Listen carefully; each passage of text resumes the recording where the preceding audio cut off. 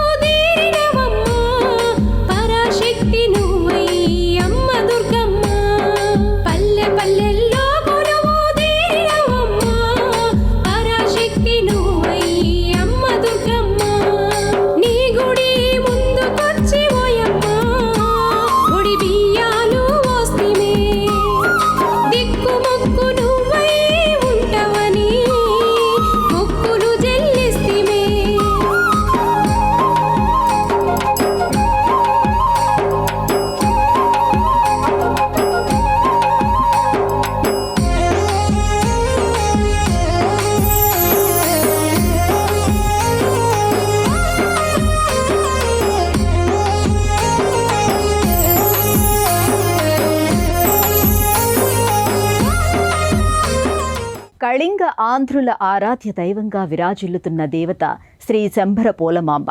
మహిమాన్వితమైన శక్తి రూపంగా ఈ తల్లి మన్యం జిల్లా మక్కువ మండలంలోని శంభర గ్రామంలో కొలువుతీరి భక్తులను అనుగ్రహిస్తోంది. పార్వతీదేవి పోలమాంబ రూపంలో ఇక్కడ నిలిచి ఈ ప్రాంత వాసుల్ని కరుణిస్తోందని స్థానికులు బలంగా విశ్వసిస్తారు. ఈ తల్లిని తమ ఇలవేల్పుగా కొలుచుకుంటారు. ఏడాదికోసారి ఇక్కడ జరిగే జాతరకు దేశ విదేశాల నుండి లక్షలాదిగా భక్తులు హాజరవుతారు. ఎల్ల లోకాలను కాచే తల్లి ఆ ఆదిపరాశక్తి. ఆయురారోగ్య ఐశ్వర్య ప్రదాయిని అయిన ఆ తల్లి అనేక రూపాలలో ఈ పుడమిపై కొలువు తీరి పూజలందుకుంటూ భక్తులను కరుణిస్తోంది. వైదిక విధి విధానపూర్వకంగా అమ్మను పూజించి సేవించుకోలేని గ్రామీణుల కోసం ఆ తల్లి గ్రామదేవతల రూపాల్లో కొలువు తీరి వారిని అనుగ్రహిస్తోంది. ఆ కోవకు చెందిన మహిమాన్వితమైన రూపమే శ్రీ శంభర పోలమాంబ. ఈ తల్లి కళింగాంధ్రుల కులదైవమై విరాజిల్లుతోంది.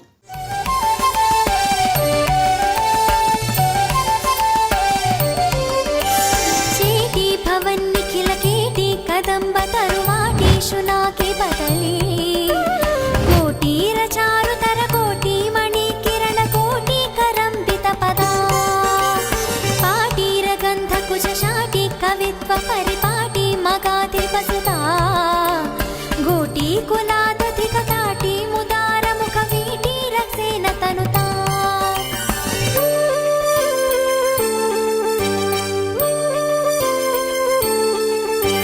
కూలాతి గామి భయతూల వలిజ్వలన కీలా నిజస్తుతి విధా కూలాహల క్షపిత కాల మరీ కుచల కీలాల పోషణ నభా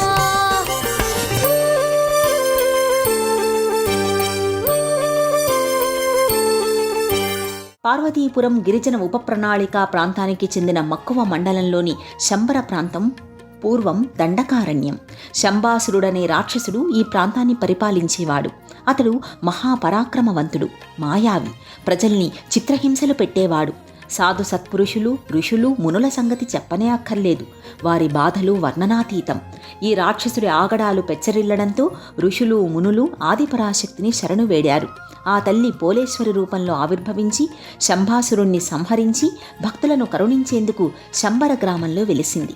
సాలూరు పట్టణానికి 16 కిలోమీటర్ల దూరంలో ఉన్న మక్కువ గ్రామానికి 6 కిలోమీటర్ల దూరంలో గోముఖి నదీ పరివాహక ప్రాంతంలో ఈ శంభర గ్రామం ఉంది. అమ్మవారు ఈ ప్రాంతాన్ని పాలించే కొండదొరల వంశంలో శక్తిరూపిణిగా ఆవిర్భవించి లోకకంటకుడైన రాక్షసుణ్ణి వధించి లోక కళ్యాణకారిణిగా ఇక్కడ అవతరించింది. దాదాపు 400 సంవత్సరాల క్రితం ఈ ప్రాంతానికి పెద్ద అయిన పృకాపు అప్పన్న దొర దంపతులకు పోలేశ్వరి జన్మించింది. అవతారమూర్తి కనుక చిన్ననాటి నుండే ఈ తల్లి ప్రత్యేకంగా కనిపించేది. తన తల్లిదండ్రులకు, మేనత్తకు తప్ప ఇతరులకు కనిపించేది కాదు. యుక్త వయసు వచ్చే వరకు ఆమె జీవన విధానం ఇలాగే కొనసాగుతూ ఉండడంతో చుట్టుపక్కల ప్రాంతాల ప్రజలు ఆమెను శక్తి రూపంగా ఆరాధించేవారు.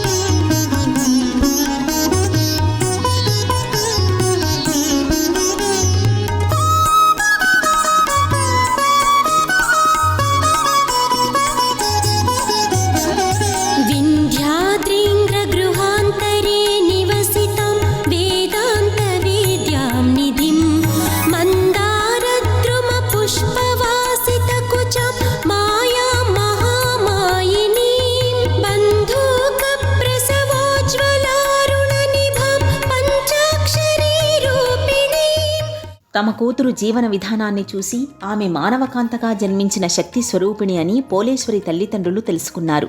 మరి పిల్లకు పెండ్లి చేయడం ఎలా అన్న ప్రశ్న వాళ్లను వేధించేది. అంతా అమ్మే చూసుకుంటుందని ఆమెపైనే భారం వేశారు. మెల్లగా పెండ్లి ప్రయత్నాలు ప్రారంభించారు. పిల్లకు సంబంధాలు చూడడం మొదలుపెట్టారు. నాడు శంబర గ్రామ మునసబుగా గరడ చిన్నం నాయుడు బాధ్యతలు నిర్వర్తిస్తున్నారు. ఆయన ఓ రోజున నీలాటి రేవున స్నానాధికాలు చేస్తుండగా మోభాస మామిడిపల్లికి చెందిన కొండదొర కులస్తులు పెండ్లి సంబంధం గురించి అటుగా వెళ్లడం చూశారు. మాటల మధ్యలో పోలేశ్వరి గుణగణాల గురించి మునసబు వారితో చెప్పడంతో నేరుగా అప్పన్నదొర దగ్గరికి వెళ్లి సంబంధం ఖాయం చేసుకున్నారు. పెండ్లి తంతు పూర్తయిన తరువాత పోలేశ్వరి అత్తగారింటికి వెళ్లే తరుణం ఆసన్నమయ్యింది. పోలేశ్వరి మెరుపు తీగలా వేగంగా వెళ్లి పల్లకీ సవారీలో కూర్చుంది. ఎవరికీ కనిపించలేదు. తనతో పాటుగా మేనత్తను తోడు తీసుకెళ్లింది. పల్లకీ శంబర గ్రామాన్ని దాటి దక్షిణ దిక్కుగా వెళ్లిన తర్వాత పల్లకీని దింపమని ఆదేశించింది. బోయీలు దూరంగా వెళ్లారు. పోలేశ్వరి కిందకు దిగి తనకు దారి ఇవ్వమని, తనను ఐక్యం చేసుకోమని ప్రార్థించింది. భూమాత ఆ తల్లి ప్రార్థనను మన్నించి మధ్యకు చీలి పోలేశ్వరిని తనలో ఐక్యం చేసుకుంది. భయపడిన మేనత్త తనను కూడా ఐక్యం చేసుకోమని కోరగా పోలేశ్వరి అనుగ్రహించింది. బోయీలు తిరిగి వచ్చేసరికి పోలేశ్వరి మెడ వరకు భూమిలో దిగి ఉండడం చూసి భయపడిపోయాడు. పోలేశ్వరి వారికి అభయమిచ్చి ముందు గుర్రం మీద వెళుతున్న భర్తను, బంధువులను తీసుకురమ్మని చెప్పింది. అందరూ వచ్చి ఆశ్చర్యంతో అమ్మకు మొక్కి ఆశీస్సులు పొందారు. తాను శంబర పోలమాంబగా ఇక్కడ నిలిచి ఈ ప్రాంతాన్ని కాపాడతానని అమ్మవారు వారికి తెలిపి మానవకాంత రూపంలో ఉన్న అవతారాన్ని చాలించి దేవతగా వెలసింది. నాటి నుండి శక్తి స్వరూపిణిగా పోలమాంబ భక్తుల కొంగు బంగారమై కోర్కెలు తీర్చే కల్పవల్లిగా విరాజిల్లుతోంది.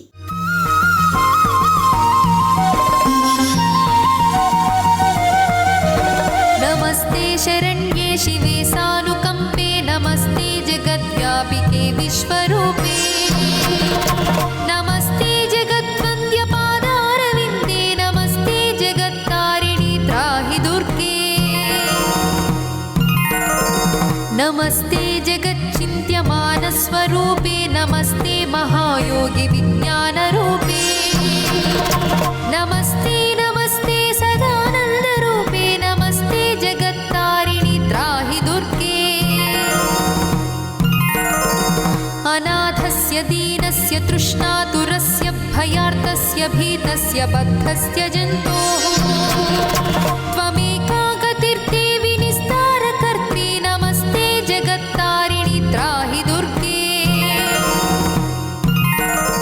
తెలంగాణ ప్రాంతంలో సమ్మక్క సారాలమ్మ, అనకాపల్లిలో నూకాలంబ, విజయనగరం పైడితల్లి అమ్మవారి ఉత్సవాల్లాగే మన్యం జిల్లాలో శంబర పోలమాంబ ఉత్సవాలు ఏటా చాలా ఘనంగా జరుగుతాయి. ఈ సందర్భంగా పెద్ద ఎత్తున జరిగే జాతరకు పొరుగు రాష్ట్రాల నుండే కాక దేశం నలుమూలల నుంచి భక్తులు ఈ ఆలయానికి పోటెత్తుతారు. శంబర పోలమాంబ మహిమల్ని వర్ణించడానికి మాటలు చాలవు. ఆమె ఆనతితో శంబర గ్రామాన్ని ఆనుకుని కొండపై ఉన్న 2 పెద్ద బండరాళ్లు పోతు కోడెరాళ్లుగా ఈనాటికి పూజలందుకుంటున్నాయి. జలాశయంలో భాగమైన అమ్మవారి చెరువును మళ్లించడానికి గ్రామస్తులందరూ తమ తమ ఎడ్లను తోలుకురావాలని మునసబు గిరిడి చిన్నన్నాయుడు ఆదేశాలు జారీ చేశారు. గ్రామస్తులందరూ తమ ఎడ్లను తోలుకెళ్లారు. అమ్మవారి పుట్టింటి ఎడ్లు లేనందున ఏరు కదలలేదు. పోలేశ్వరి తన తల్లిదండ్రులకు స్వప్న దర్శనమిచ్చి తాను తెల్ల ఎద్దుగా, మేనత్త నల్లటి ఎద్దుగా సావడిలో నిలిచి ఉన్నామని తెలిపింది. అప్పన్న దొర ఈ 2 ఎడ్లను తోలుకెళ్లాడు. దూరం నుండి అవి ఎడ్లవలే కాక పెద్ద పులుల వలె గాండ్రిస్తూ గ్రామస్తులకు కనిపించాయి. కొద్దిసేపటికే మహాసర్పాలుగా మారిపోయాయి. గ్రామస్తులు భయభ్రాంతులకు లోనయ్యారు.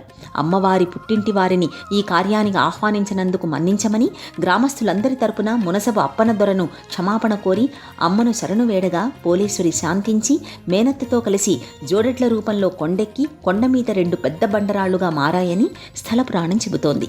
నాటి నుండి గ్రామస్తులు ఈ 2 బండరాళ్లను అమ్మవారి ప్రతిరూపంగా కొలుచుకుంటున్నారు.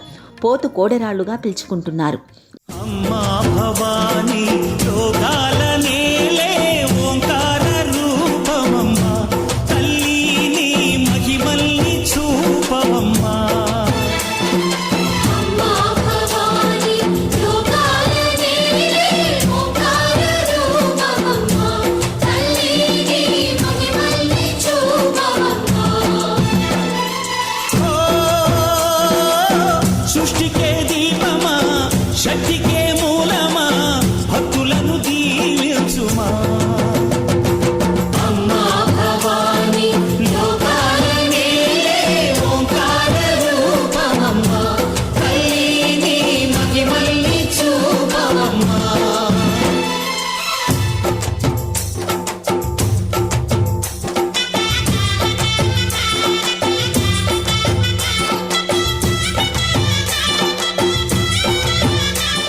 మొదట శంబర గ్రామంలో అమ్మవారి ఆలయం ఓ పూరి గుడిసెలో ఉండేది. ఎన్నిసార్లు ఎంతమంది ఎప్పుడు ఆలయాన్ని నిర్మించాలని తలచినా ఆ నిర్మాణం కూలిపోయేది. అమ్మవారికి ఇష్టం లేదేమో అన్న భయంతో చాలా కాలం పాటు గ్రామస్తులెవరూ గుడి కట్టడానికి ముందుకు రాలేదు. కానీ కొంతకాలం తర్వాత ఊరిలోని ఓ షావుకారు ధైర్యం చేసి ఏం జరిగినా సరే అమ్మవారికి గుడి కట్టి తీరాలని నిర్ణయించుకుని ఈ ఆలయాన్ని నిర్మింపచేశాడు. అమ్మవారి ఆగ్రహానికి లోనే తన ప్రాణం పోయినా సరే అమ్మకు ఆలయాన్ని నిర్మించి తీరాలన్న పట్టుదలతో ఈ ఆలయాన్ని నిర్మింపచేశాడు. అమ్మవారి విగ్రహ ప్రతిష్ఠ జరిగిన రోజునే ఆ షావుకారు అమ్మవారిలో లీనం కావడం విశేషం. శంబర గ్రామంలోని ప్రధాన ఆలయంలో పెద్ద పొడవాటి ముఖమంటపం ఉంటుంది. ఈ మంటపంలోని క్యూ లైన్ల ద్వారా భక్తులు నేరుగా గర్భాలయం చెంతకు చేరుకొని అమ్మవారిని దర్శించుకుంటారు. అమ్మవారు గర్భాలయంలో ప్రసన్నమూర్తిగా భక్తులకు దర్శన భాగ్యాన్ని కల్పిస్తారు. వెండి కిరీటాన్ని, వెండి కవచాన్ని, ముక్కెరును, నుదుట త్రిపుండ్రాలను, వాటి మధ్యన అగ్నినేత్రాన్ని ధరించి ఉంటుంది. నఖశిఖ పర్యంతము హరిద్రావర్ణంలో పద్మపీఠం మీద ఆసీనురాలే పుష్పమాలాలంకృతి అయి రమారమి 6 అడుగుల ఎత్తైన విగ్రహ రూపంలో గర్భాలయంలో అమ్మ కొలువుతీరి ఉంటుంది. అచ్చంగా పార్వతీదేవి ఇలాగే ఉంటుందా, మన కళ్ళ ఎదుట ఈ రూపంలో నిలిచి ఉందా అన్నట్టుగా జీవకళ ఉట్టిపడుతున్నట్టుగా ఈ విగ్రహం భక్తుల నేత్రాలకు గోచరిస్తుంది. శ్రీ భువనేశ్వరి శివనారీశ్వరి సిరిగల మాయమ్మ, మా సౌభాగ్యపు సిరి సంపద నీవని పూజింతుమమ్మా. దీనుల రక్షిణి దానవ మర్దిని దయగల మాయమ్మ, మృదుకర పాసిని శుభవరదాయని అభయము నీవమ్మా, అభయము నీవమ్మా. శ్రీ భువనేశ్వరి శివనారీశ్వరి సిరిగల మాయమ్మ, మా సౌభాగ్యపు సిరి సంపద నీవని పూజింతుమమ్మా.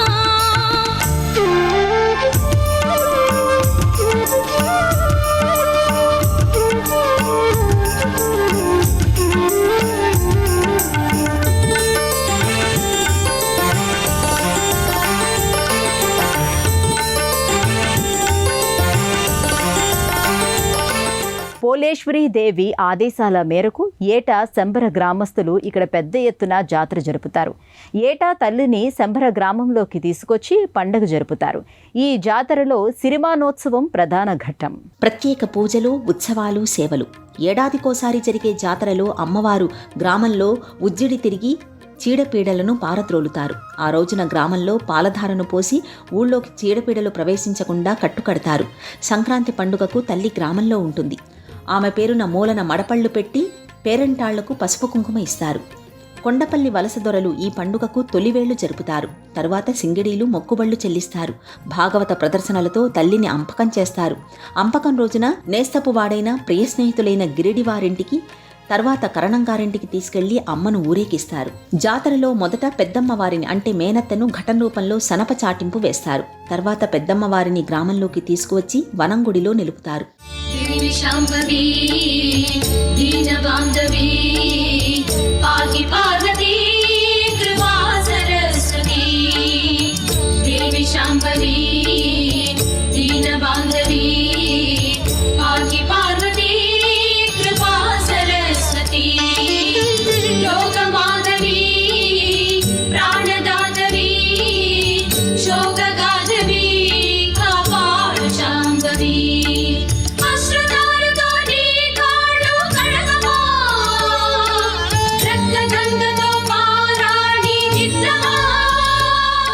నాలుగు రోజుల తర్వాత చిన్నమ్మవారిని అంటే శంబర పోలమాంబ అమ్మవారిని ఘటన రూపంలో గ్రామంలోకి తీసుకొస్తారు.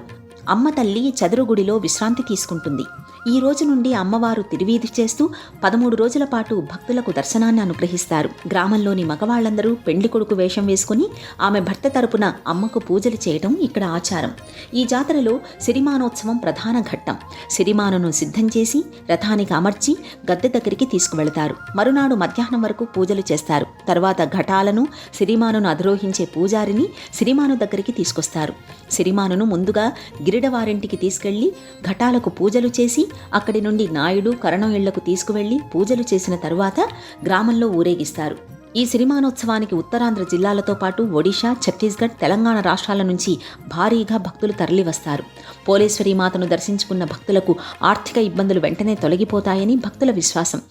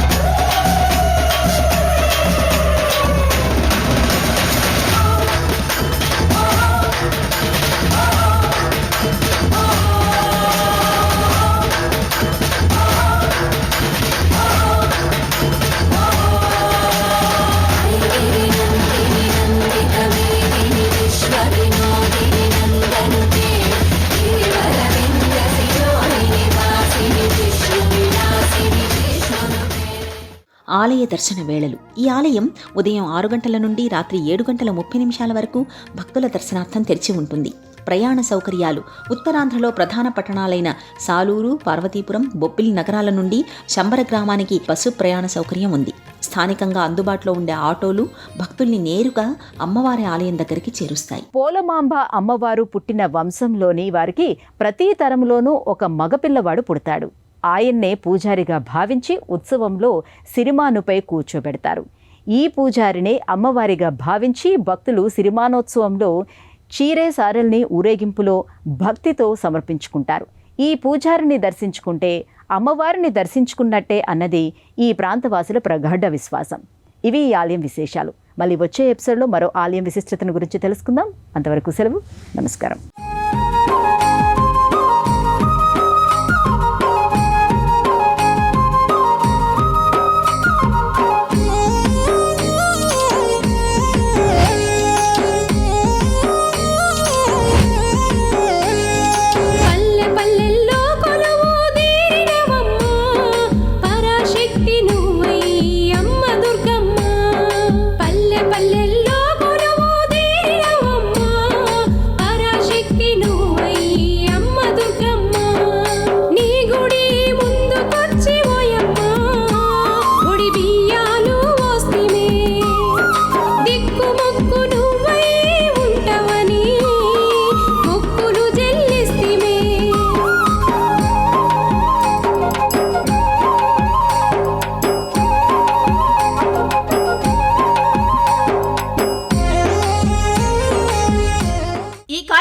తిరిగి చూడాలనుకుంటే www.youtube.com/@ETVLifeSpiritual లో చూడవచ్చు.